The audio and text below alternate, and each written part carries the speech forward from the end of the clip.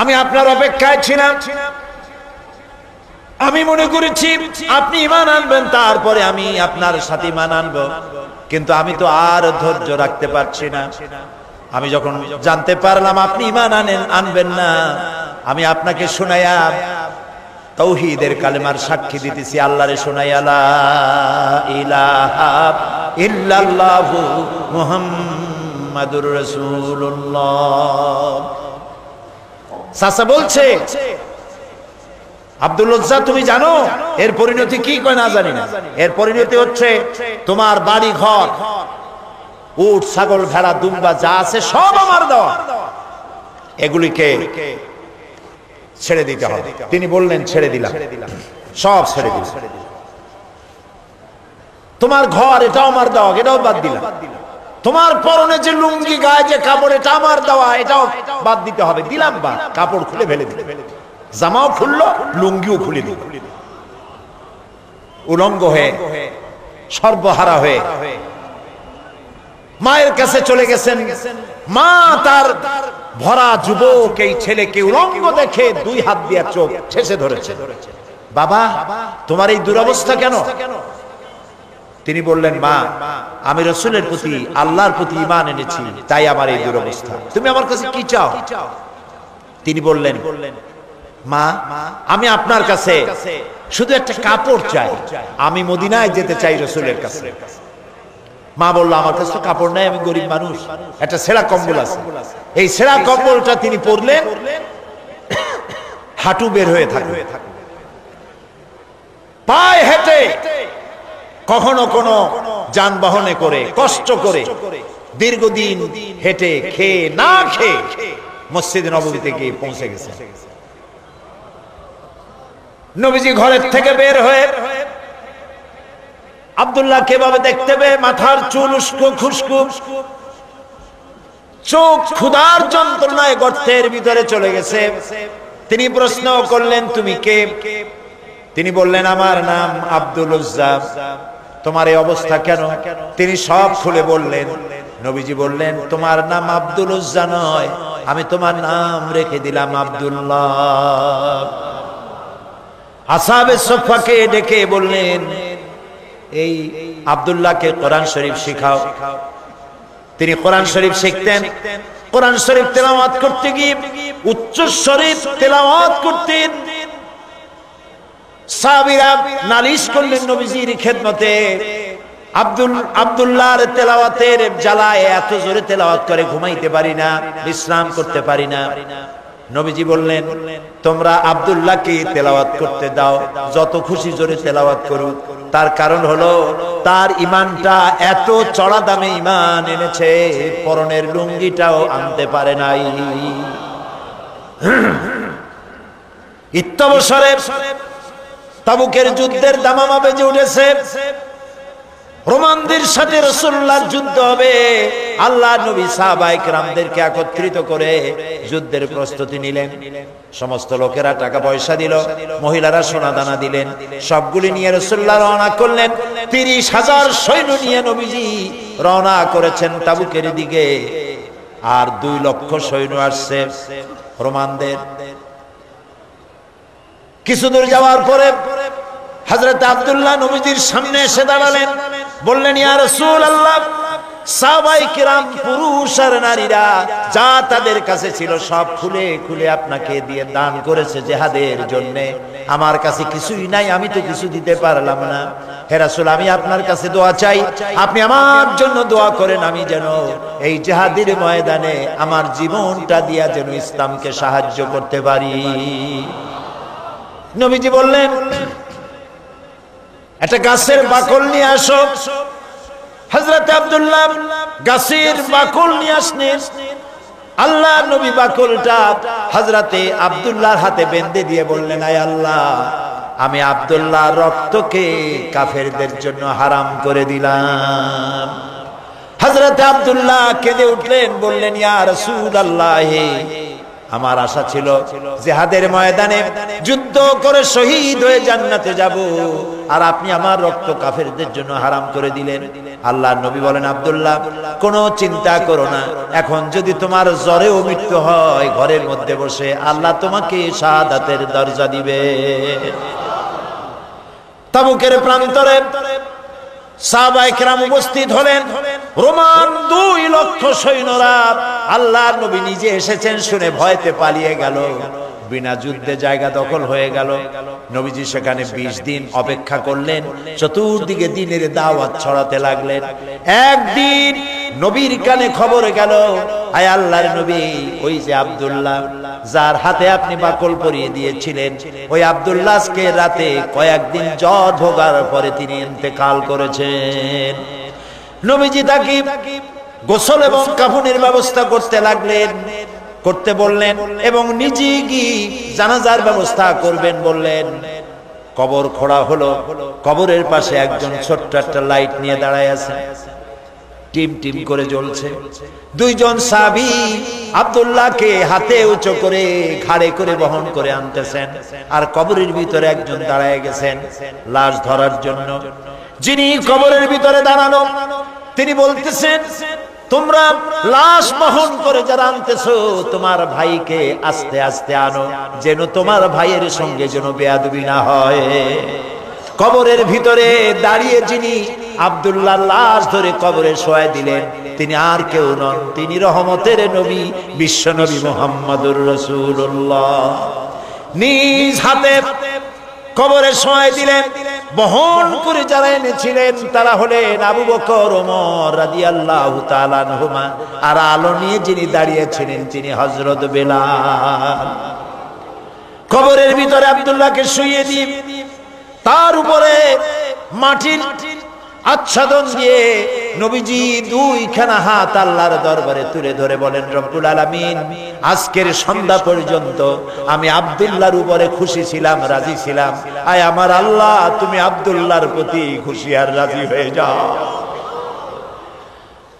হযরত আব্দুল্লাহ ইবনে মাসউদ রাদিয়াল্লাহু তাআলা আনহু তিনিও সেখানে উপস্থিত ছিলেন। তিনি কেঁদে উঠে বললেন, আহারে, আজ যদি আব্দুল্লাহর লাশ না হইয়া আমার লাশটা যদি হইতো ভাগ্য ভালো হয়ে যেত। নবীজি বলছেন, আয় আল্লাহ, আজকের সন্ধ্যা পর্যন্ত আমি আব্দুল্লাহর উপরে রাজি, তুমি আব্দুল্লাহর প্রতি রাজি হয়ে যাও। সুবহানাল্লাহ। প্রিয় ভাই সব, একজন সাহাবী রাসূলকে যে সম্মান দিয়েছে, ভালোবাসা দিয়েছে, সারা দুনিয়ার মানুষ এই ভালোবাসা একত্রিত হয়ে দিতে পারবে না। সুতরাং ইয়া নবী সালামু আলাইকার মধ্যে মহব্বত না, মহব্বত হলো রাসূলের দেওয়া আদর্শ বাস্তবায়িত করার মধ্যেই মহব্বত। হক কথা বলার জন্য রাসূল মার খেয়েছেন, সাহাবায়ে কেরাম মার খেয়েছেন। আমরা হক কথা বলতে ভয় পাই, অনেকে ভয় পান হক কথা বলতে। হক কথা বলতে যদি দাওয়াত না হয়, যত পারা যায় মাইজিয়া ঘষিয়া কথা কইয়া টইয়া কোন রকম গোলেমালে যাবে দি, পকেট ভরলেই হয়, ঠিক কিনা? পকেট ভরার কাম হাদিয়া তোহফার কাম। প্রিয় ভাই সব, এটা হাদিয়া তোহফার রাস্তা না, এ রাস্তা রক্ত পিচ্ছিল, এ রাস্তা বড় কঠিন, দান দান শহীদ হওয়ার রাস্তা, কাঁচা কলিজা চাবায় খাওয়ার রাস্তা। হযরত হামজা রাদিয়াল্লাহু তাআলা আনহুর কলিজা চাবায় খেয়েছিল কাফেররা। এই কষ্ট করার পর ইসলাম এসেছে। ইসলামকে টিকিয়ে রাখতে হবে এবং দুনিয়ার সামনে প্রমাণ করতে হবে মুসলমানেরাই কেবলমাত্র আদর্শবান, পৃথিবীর শান্তি স্বস্তি মুসলমানেরা দিতে পারে, ইসলাম দিতে পারে, এটা বুঝাতে হবে। কিন্তু যে পথে আমাদের লোকেরা রওনা হয়েছে এই পথ আসল পথ নয়। একজন ব্যক্তির পিছনে দৌড়ানো, শখসপরস্তি, ব্যক্তি পূজা, মাজার পূজা, পীর পূজা, এইসব পূজা দিয়ে গোটা দেশ কোথায় যাচ্ছে? আদর্শ ছেড়ে। প্রিয় ভাই সব, এই জন্য আমাদেরকে বুঝতে হবে, এই ধারণা বদ্ধমূল করে নিতে হবে, আল্লাহ যত নবী পাঠাইছেন সব নবীরা কি ছিলেন? মানুষ। বলেন সবাই। কিন্তু কাফেরেরা এটা মানতে পারে না। কাফেরেরা বলতো মা হাদা ইল্লা বাশারুম মিসলুকুম ইউরিদু আন ইয়াতাফাদ্দালা আলাইকুম ওয়ালাউ শাআল্লাহু লাআনজালা মালাইকাতাম মা সামি'না বিহাদা ফি আবাইনাল আউয়ালিন। মা হাদা ইল্লা বাশারুম মিসলুকুম, এই যে নবী এ তো মানুষের মতো, এটা কি কথা? তার আলাদা একটা ফজিলত আমাদের উপর থেকে কি হবে? আল্লাহ যদি ইচ্ছে করতেন তো ফেরেশতাই তো পাঠাই দিতেন নবী করে আমাদের জন্য। মা সামি'না বিহাযা ফি আবাইনাল আউয়ালিন, এটা আমাদের বাপ দাদার মুখেও কোনোদিন শুনি নাই যে মানুষ নবী হয়। এটা কথা হইল? এ কি নবী? তারা বিশ্বাস করতে পারত না। তারা বলতো মা হাদা ইল্লা বাশারুম মিসলুকুম ইয়াকুলু মিম্মা তাকুলুনা মিনহু ওয়া ইয়াশরাবু মিম্মা তাশরাবুন। এ কি নবী যে আমরা যা খাই তাই খায়, আমরা পান করি তারাও পান করে? এই ধরনের চিন্তা তাদের ছিল, ওই কুবুরি চিন্তা। এখন মুসলমানদের মধ্যে ঢুকছে, নবীর মানুষ কোয়া যাবে। নাউযুবিল্লাহ।